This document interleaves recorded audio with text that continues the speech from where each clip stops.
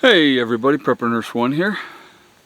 So Mark got down here, and I don't know if you can see it from here, but he brought down a log splitter right there in the back of his truck or car with the trailer, and so we just unloaded that. And all the totes, there's 4 totes over there. Those are Les's totes. There's 2 more behind the car, Mark's car, so there's 2 more there, and he already had a few already down there, and so he got those, and I have one here. It's going to replace this one out. Okay, so here was the thing at the time when I put this one in. Now I never I don't know what they had in there, some kind of chemical, and there was still some of the chemical left in there.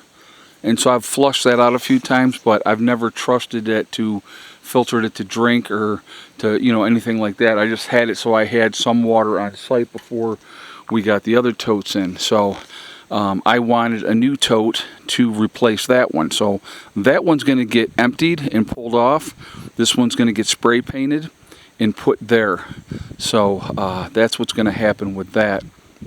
And in that way we'll have one that I know that is food grade. That was not food grade, so there's the issue. All the totes, the last totes that we got, the 20 the other time and another 22 this time, and then when Bud comes down next month, he's planning on bringing a few more. All of those have been food grade. So we have 20 that were not food grade. If you guys watch the videos, you'll know that we ended up getting the wrong kind. The guy said they were going to be food grade, and they were not food grade, so it was misinformation, if you will. That's actually true misinformation. So there was that, and so then we went up in New York, a place near where Bud is, up near Syracuse. They had a place where you can get the food grade totes, and they're like, if you buy them in bulk, they're a little bit cheaper. So they were still 80-something bucks a piece. But then it's a matter of getting them, putting them on a trailer, bringing that down, and all that type of thing. So that's kind of where we're at with that. And so that's happened, so we got that. So anyway, Jimmy, hey Jimmy, you want to give them an update on what you've been doing? Jimmy, you want to give them an update on what you've been doing? Well, you were messing with the insulation, right? Some. So, okay. We can go and just take a look at that and show everybody. And so you're just trying to figure out what you want to get next? Yeah, I've made a list. You know, Roy's going to go with you, right? Roy is, and Rob doesn't think he needs anything. Mark doesn't need anything.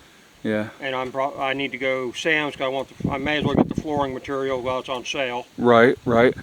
And since they did do a true 4-inch lift on the sill plate, I can go 4 inches foam and still get a thin piece of subfloor. Okay. And my finished floor and be clear of the door. Oh, very good. So I can get R20 inside. Right, right. So then you have to go underneath. Nope. And if I play games with the seams and offset the seams between the layers, 2 inches of thicker of foam is a vapor barrier in and of itself. Ah, okay. So I don't need to tape the floor sheet at that point. That's cool. I probably will, but I don't have to. Right. Well, let's go in here and have a look, folks.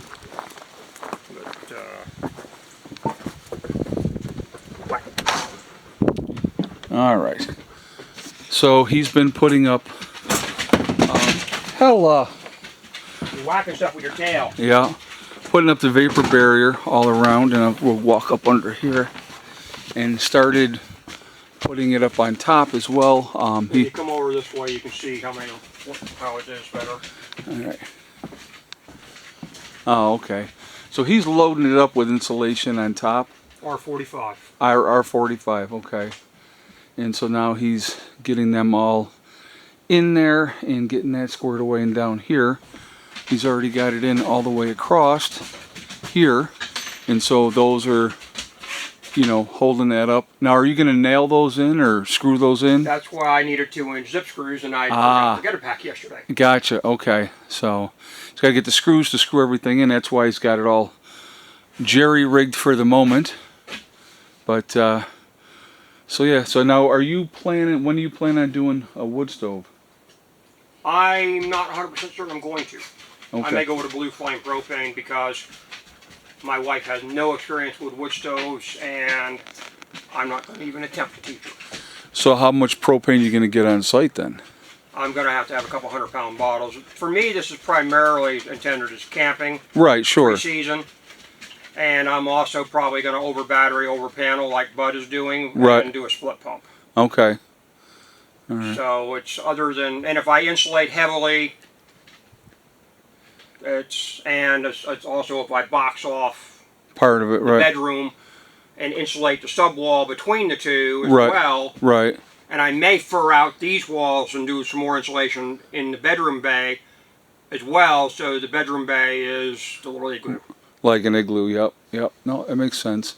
Or I use a canopy bed at home, and that helps too. Well, I know that like in New York, I got the 330-pound tank for the propane up there. Yeah. And torpedo tanks. Right. We basically, and we just used it for hot water. Yeah. And in a year, I would use 40 gallons. So they used to come twice a year, then they stopped and just said we're just going to come once a year. So they come every and I'm June. not sure they want to try to come in and deliver to here is the question. They would. Yeah. Yeah, they would. I mean, but that's time of year.